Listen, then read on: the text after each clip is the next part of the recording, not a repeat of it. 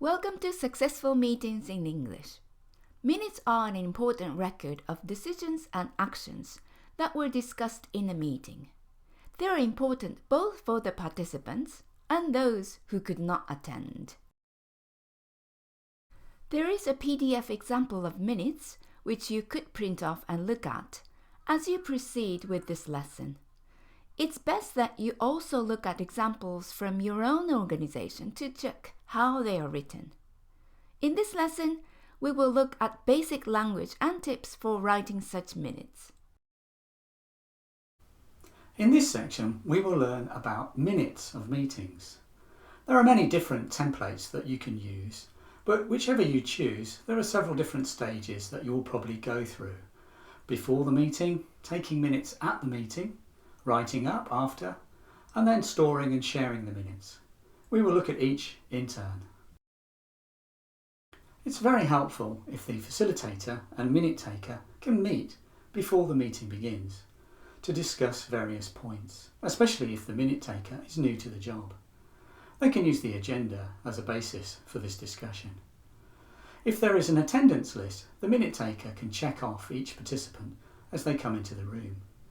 If there is no such list, then the minute taker can circulate an attendance form.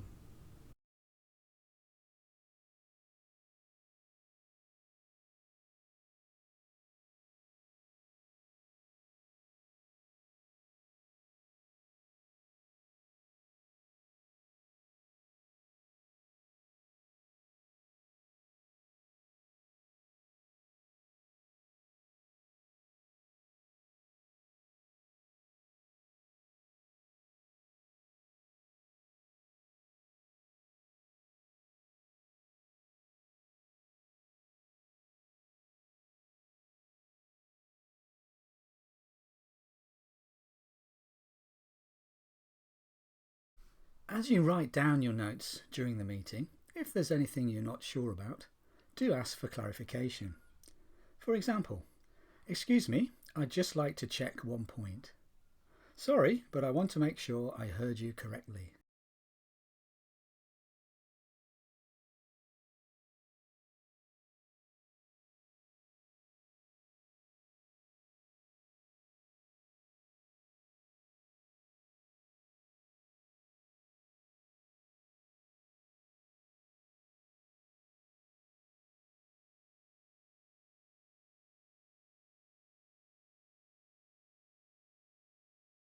In our example of minutes, you can see the name of the meeting, the date and time, and that there were 3 people who attended.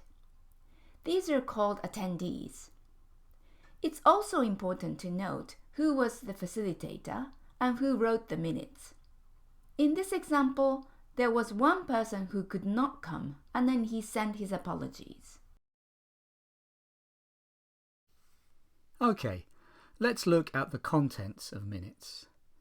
In the sample minutes, there are several sections. Each one has a title in bold, which tells you clearly the topic of that section. Minutes are a short summary of facts, decisions and actions.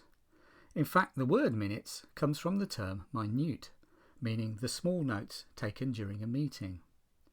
So try to be brief and clear. You don't have to write in full sentences or give a full description of everything that was said. Usually, at the beginning of the meeting, people check the minutes of the previous meeting. For example, in our sample minutes, section 1 refers to this, the minutes of the previous meeting. It just states accepted instead of the minutes were accepted. If there were some minor changes, you could say the minutes were amended, which means corrected. So our brief version is amended and accepted. In addition to being clear and brief, another tip you can remember about writing minutes is that it's okay to not always use articles such as a or an or the. This will make the minutes shorter. For example, in section 2 of our sample minutes, you can see schedule from Udemy was distributed at meeting, instead of the schedule from Udemy was distributed at the meeting. Also from section 3 about choosing new courses, it says Top 4 were decided from 10 possible candidates. Results were as follows. Instead of the top 4 were decided from 10 possible candidates, the results were as follows. When writing minutes, it's generally good to avoid names or personal observations. Minutes should focus on actions and decisions and not people's opinions. But how can we avoid using names?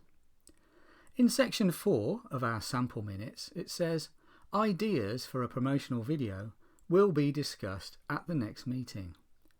We don't know who will discuss these ideas, and it's not important. We can get this effect by using the passive voice and not the active. The active version would be, for example, Keiko and Neil will discuss ideas for a promotional video at the next meeting.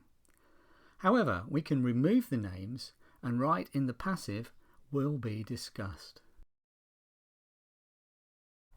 Of course, sometimes it's necessary to state who is going to take an action, or a person may ask for their name to be included.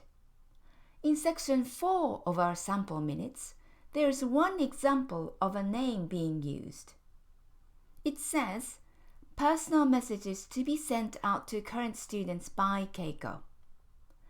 Even though the name is used, you can still use the passive voice. Another tip when writing up minutes is to try to be consistent and use the same verb tense. This will usually mean the past tense, as the meeting itself took place in the past. For example, in section 3, the minutes say the top 4 were decided. The results were as follows. These are both in the past tense. Section 4 of our sample minutes is about future ideas. So messages will be sent out by Keiko, and the suggested video will be discussed. And in any other business, the spring workshop on marketing will be held. This is another example of a future event, so all these are in the future tense. Once the minutes have been finished, then the minute taker can check with the facilitator to see if they're accurate, and then they can share them by email or on the cloud or even by paper. Once the minutes have been shared, then some organisations ask their participants to check them. If there are some minor issues, then the minute taker can change them then and there. If there are major disagreements, then these can become agenda items for the next meeting. If you look at the PDF of our example minutes, you can see that the first item is to approve the minutes. Once the minutes have been approved, they can be stored either digitally or on paper. In this lesson, we have learned about how to write minutes and the different stages that are involved. Take a look at the minutes of your own organization. Do you notice any special language points such as a decrease in articles, the removal of names, and the use of the passive? Take special notice of the minutes for your next meeting, and if you're a facilitator or a minute taker, try to use our tips and advice. Good luck!